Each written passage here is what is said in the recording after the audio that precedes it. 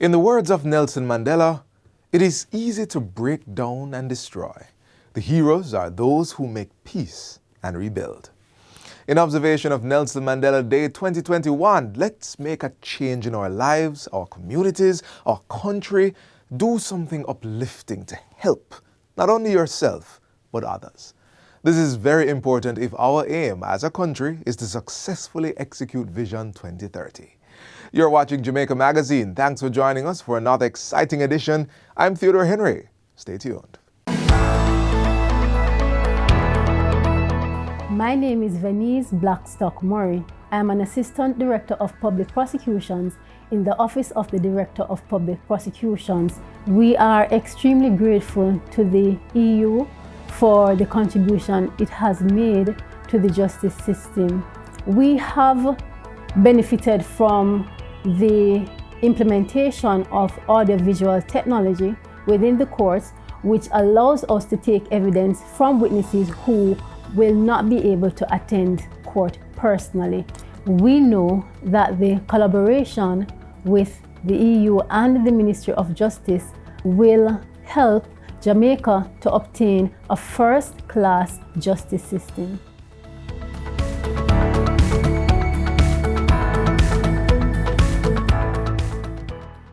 The Bank of Jamaica anticipates that the introduction of a central bank digital currency in 2022 will serve to bolster government service delivery and boost financial inclusion for a greater number of Jamaicans. Find out more next on Get the Facts.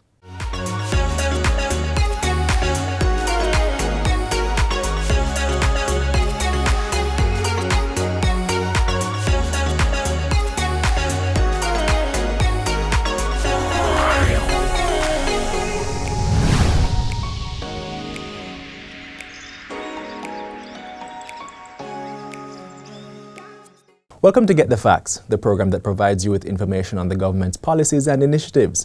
I'm your host, Vaughn Davis, sitting in for Enthros Campbell. Today we'll be talking about the introduction and use of a digital currency for Jamaica. But what is that and how will it work? We have with us Mr. Mario Griffiths, Director of the Payment System, Policy and Development Department at the Bank of Jamaica. He's here to tell us more about that and other things as well. Mr. Griffiths, welcome to the program. Thank you so much for joining us. Thank you very much, Mr. Davis, and thank you for having me. Now, first things first, Mr. Griffiths, explain to us what exactly is digital currency, and does it differ from the type of currency we're accustomed to using? Well, I like to focus on one specific angle of digital currency, and that's a central bank digital currency, just to focus our conversation. Central bank digital currency, for short, CBDC, is an advanced version of money. It's money in a digital form. So it's similar to banknotes and coins, so just call it money, I would call it that. And it will be issued by the Bank of Jamaica, and it's backed by the Bank of Jamaica, and it's also a liability of the Bank of Jamaica. So being backed by the Bank of Jamaica, does that mean it's legal tender and we can spend it accordingly? Yes, that's the intention, and we're working on ensuring that we amend the requisite legislation to ensure that central bank digital currency is legal tender. So to be clear, we will be able to conduct all the functions of money with the central bank digital currency? Yes, very clear. You know, it's similar. Let me just say CBDC is money. Okay, it's money. It's money. All right. So talk to me about the legislation and policies that will be put in place to ensure that it is protected and that, you know, people can spend it accordingly. I mentioned that we want to make central bank digital currency legal tender. So we're working on the Bank of Jamaica Act. That's the act that gives the Bank of Jamaica the authority to issue banknotes and coins in our economy. In terms of the policy, as we walk through the pilot, we will ensure that all the various policy decisions that need to be made as it pertains to central bank digital currency, we have those documented. And right now we don't know exactly what those policies will be or what it will look like, but we certainly will, at the end of the pilot, be sure to have those policies documented. So with the introduction of this kind of innovation, I can imagine there will be lots of opportunities and benefits to the financial system. So can you just talk to me about some of the benefits that will accrue from this initiative? Sure. One of the number one benefits is financial inclusion, right? We want to ensure that a wide range of persons in Jamaica, citizens, have access to cash, money. You already have it, right? But we want to make it easy and convenient for persons walking around with large sums of cash. cash in a digital form is one way of doing that. We also want to support, improvements in our retail payment systems. We know that, banknotes, coins is a retail payment instrument, debit cards, credit cards, as well as central bank digital currency. So we want to make it one of those payment instruments, I should say. Other benefits would include we want to support the government in terms of their CARE program and the distribution of those, the PATH program, that's also another benefit, as well as efficiencies, a number of efficiencies for the central bank, as well as cost reductions for businesses that manage money and the circulation of money throughout the economy. So is the central bank digital currency similar to what we know as cryptocurrency? No, it isn't similar. It's different, entirely different. Okay. Right? Both are in a digital form for sure. But let me just say that a central bank digital currency is issued and backed by a central authority. In our case, it's the Bank of Jamaica. It's a liability of the Bank of Jamaica. And I want to compare that to the cryptocurrencies that exist in the market. I won't say the names, but just to say that those are issued by a private entity. It's a claim on a private entity.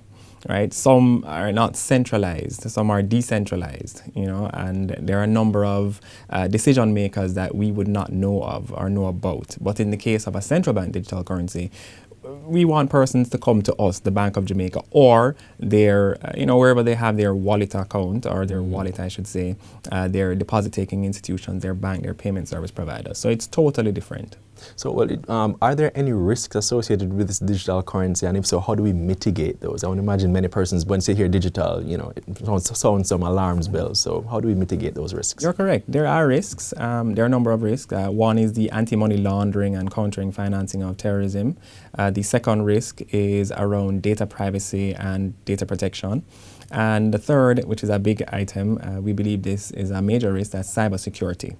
In terms of the anti-money laundering, what we have done, we have ensured that there is intermediation where the central bank will issue CBDC to financial institutions as well as authorized payment service providers that's regulated by the Bank of Jamaica.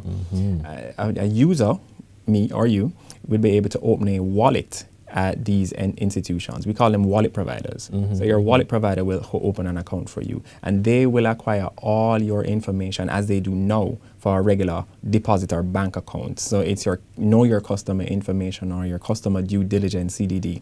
So that's your name, your address, your TRN, your photo ID. So they will hold that information. So that risk is mitigated by the existing supervisory and regulatory framework that exists now. For a regular deposit account.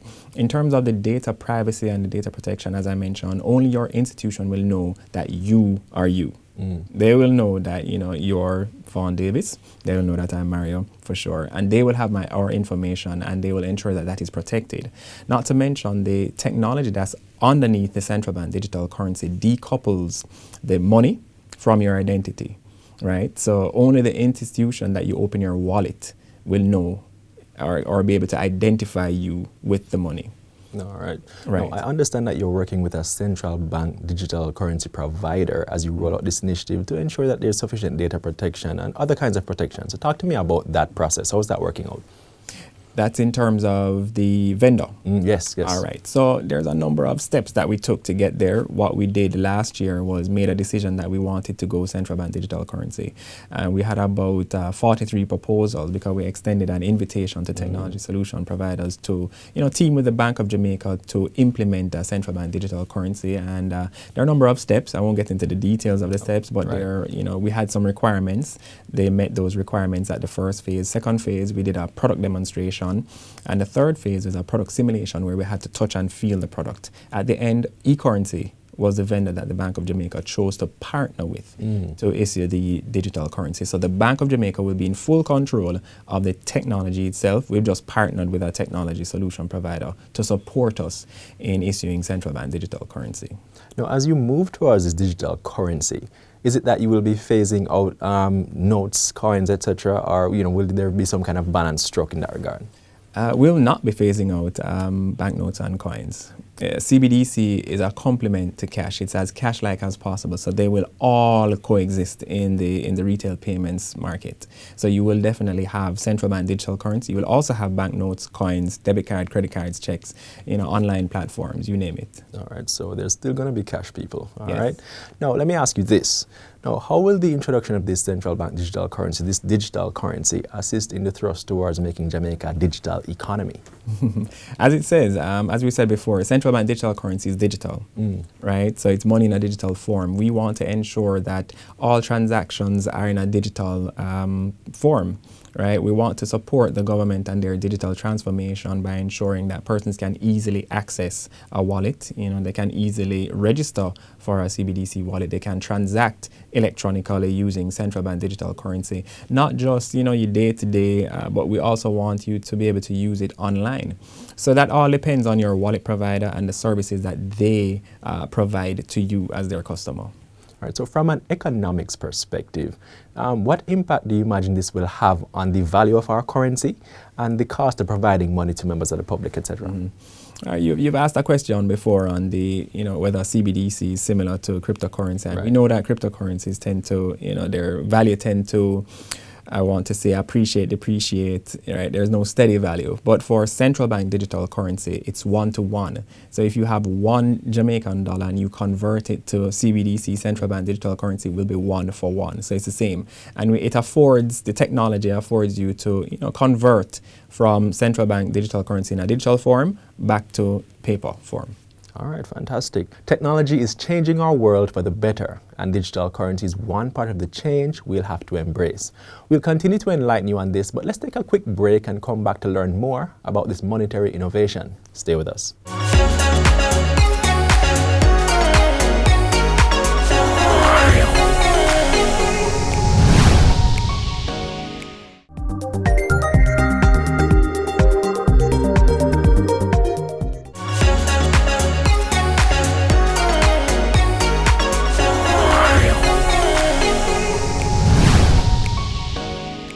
Welcome back to Get the Facts. We're talking about the move towards the use of a central bank-issued digital currency. And here to tell us more about that is Mr. Mario Griffiths, Director of the Payment System Policy and Development Department in the Bank of Jamaica. Now, Mr. Griffiths, it's clear that the world is moving towards digital currencies. So what is the Bank of Jamaica doing to prepare Jamaica for that transition? That's a very good question. I would have mentioned that we have reached out to seek the services of a technology solution provider, that's eCurrency Mint. It's a company out of Ireland, also with a location in California. But we have been doing a lot of work internally. We have set up our governance, we have our oversight committee, we have our steering committee, we have our project management center that's operating the project, and we also have our technical team that's working internally on the ground.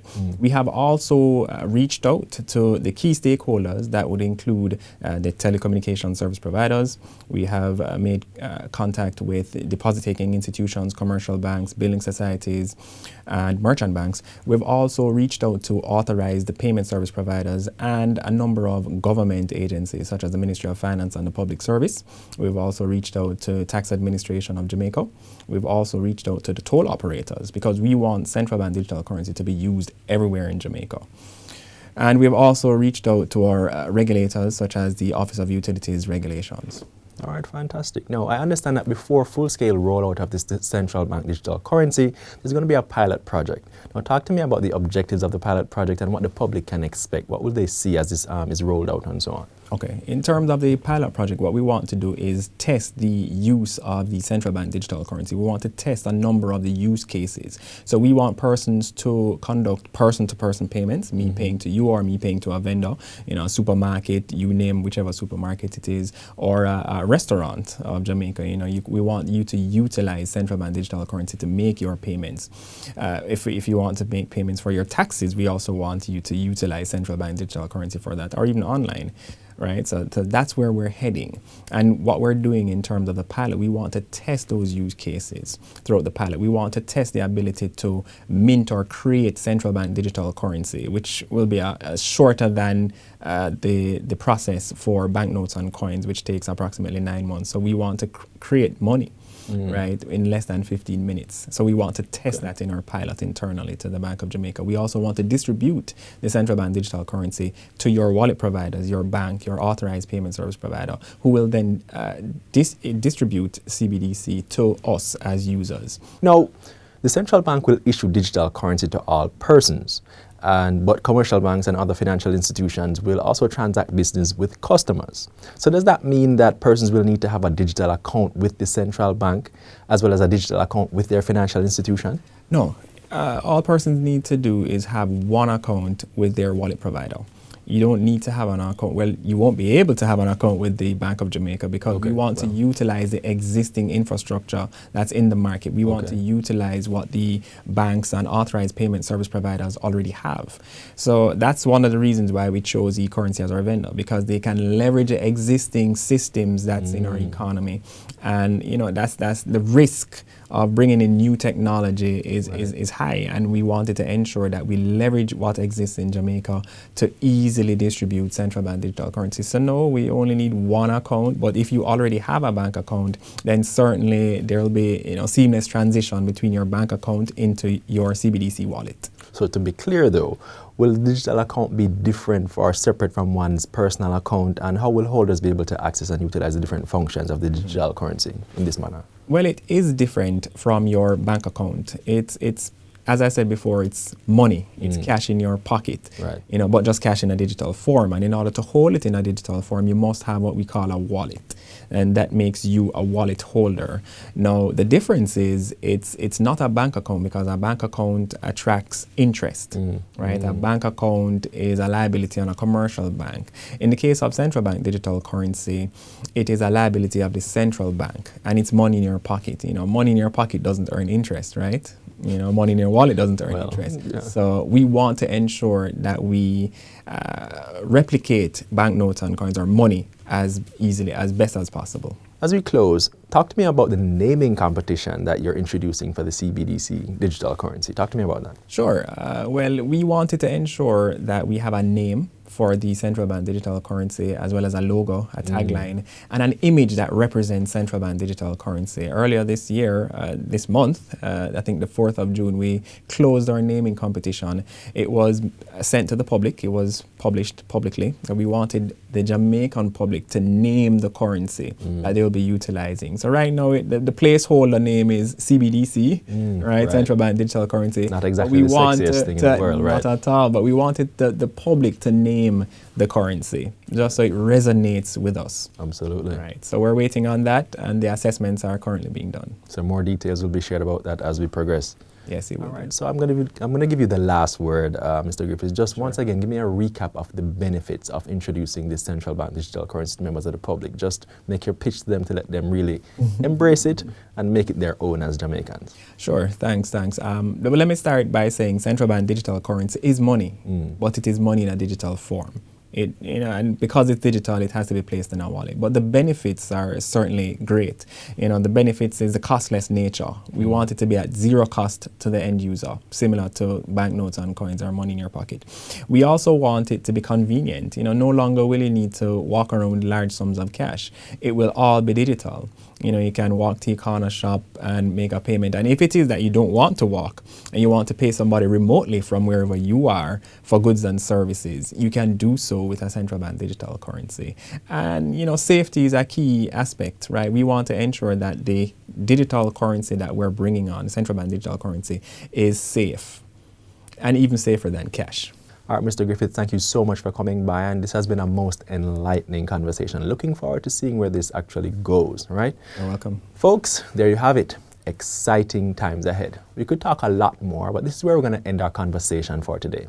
This has been Get the Facts. Our guest was Mario Griffiths, Director of the Payment System, Policy and Development Department at the Bank of Jamaica.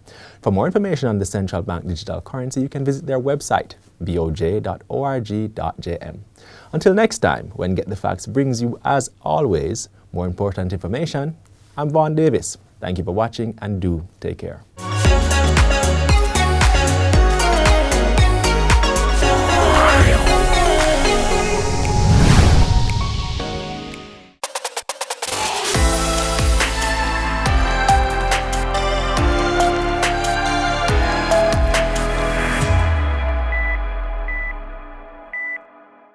It's summertime. The sun is shining, beaches and rivers are opened, curfews have been relaxed. Why are you still home, sulking like there isn't anything to do? Get on up. We are aware that COVID-19 is still a thing, so of course we must still be cautious. But let's mask up, gas up, and remember to grab our hand sanitizers. Jamaica Magazine is taking you on a trip to St. Elizabeth.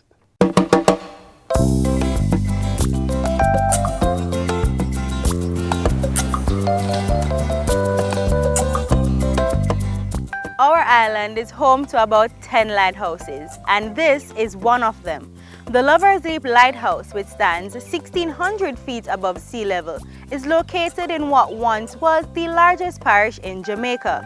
Today, we're going on an exciting excursion to explore the Breadbasket Parish, starting right here at Lover's Leap. Welcome to St. Elizabeth.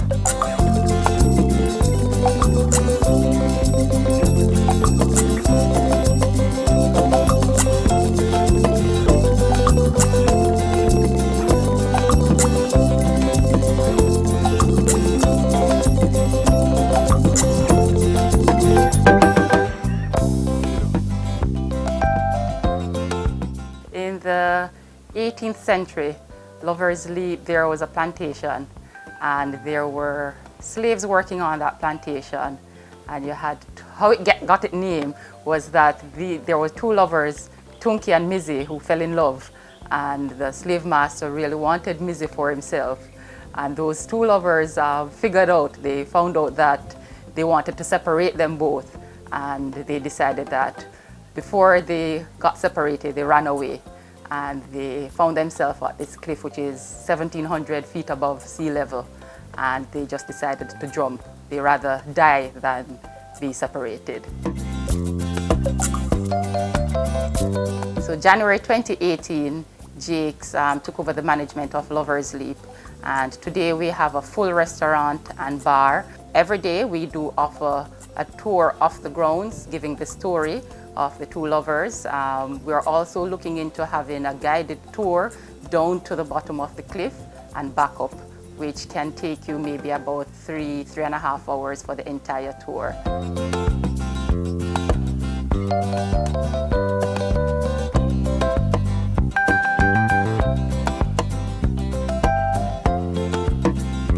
Crocodiles are one of Jamaica's endangered species and one of the oldest animals in the world. Here at the Black River Safari, you can not only learn more about the crocodiles, but it is said that you can get a little up close and personal with these amazing animals. Presently, we're on the Black River, and this is Jamaica's longest navigable river.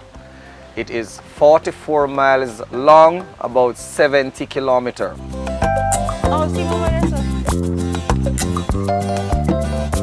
As you can see, it's smiling, showing off those 68 teeth, 38 at the top and 30 at the bottom, which is very sharp enough to rip through both flesh and bones.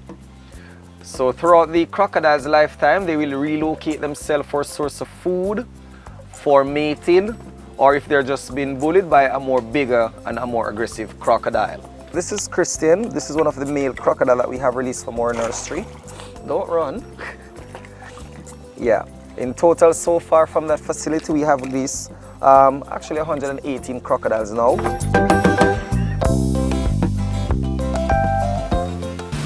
So we are getting a little bit of rain out here in the safari, but it's still an amazing experience. On land, the crocodile can do a top speed of up to 50 kilometers an hour, but only for a short distance. They get tired easily. In the water, they swim pretty fast as well. So you would not be able to outrun or to outswim one, which you don't have to do. You only need to move faster than the person next to you. Well, that's the easier way. I legit feel like a daredevil after this experience. However, if this isn't for you, I am sure our next stop has something for the entire family. It's relaxing, and you can just sit and what you like. You like lions, you like birds, you like monkeys, what you like. We attract visitors from all over the world. When I say all over the world, name it. And it is very interactive, as you saw today. where the kids having a lot of fun. And I chose St. Elizabeth because of the location. It's actually in the center of Jamaica, where it's easy for the persons from Montego Bay to access, persons from Kingston, and even from like Ocho. Outside of that, the habitats, as you can see, a lot of trees. It's like country.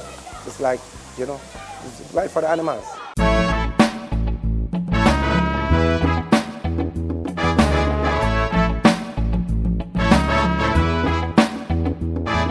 We've been on the road all day, learning, touring, and exploring, simply having a blast. And I bet you're wondering where to next. Just be patient. Let me enjoy my coconut from Miss Sharon right here in Holland Bamboo. We'll soon reach.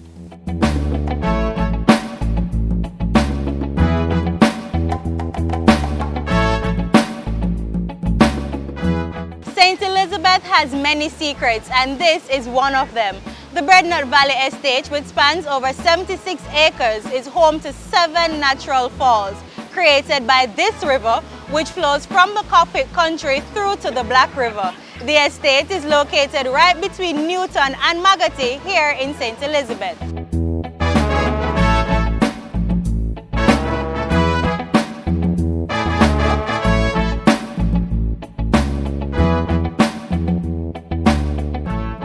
As the sun sets on an immaculate day, I'm here surrounded by a pristine coastline.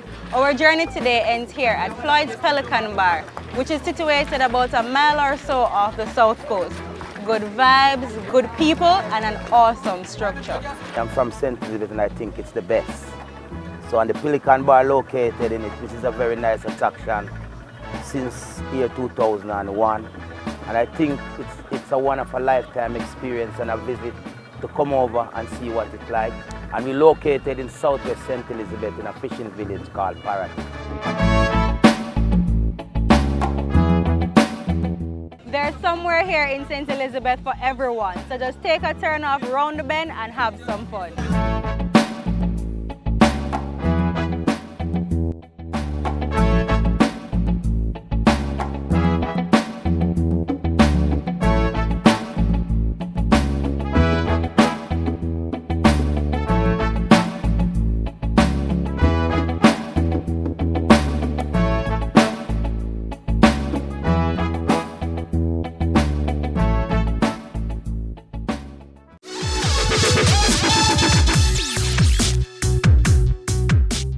Mandela Day was created to inspire people to embrace the values of democracy and contribute towards the ideals of ensuring a just and a fair society. Everyone has the ability to change the world for the better. We are decision makers in our own right. It is for this reason that we vote here in Jamaica. We vote because we have a right to, and it is also a chance for us to choose who rules our country for a 4-year term based on whose values and plans for our future are better for us. Let us continue to exercise our right in society and ensure that we keep Jamaica on the path of being the place of choice to live, work, raise families, and do business.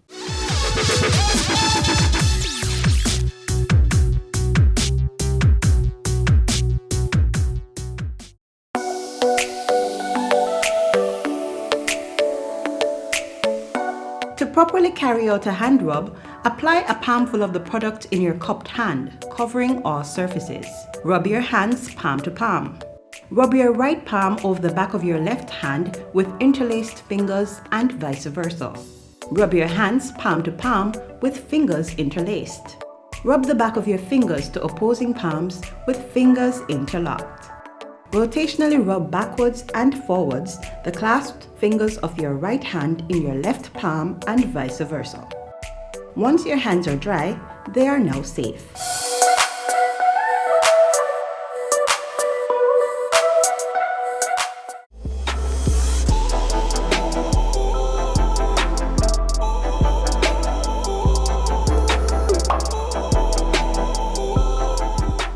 This is where the magazine ends for today, but if you would like to see more content like this, then visit our YouTube page.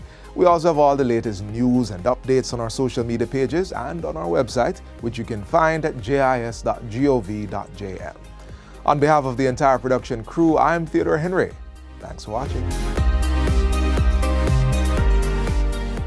This has been a production of the Jamaica Information Service, the voice of Jamaica.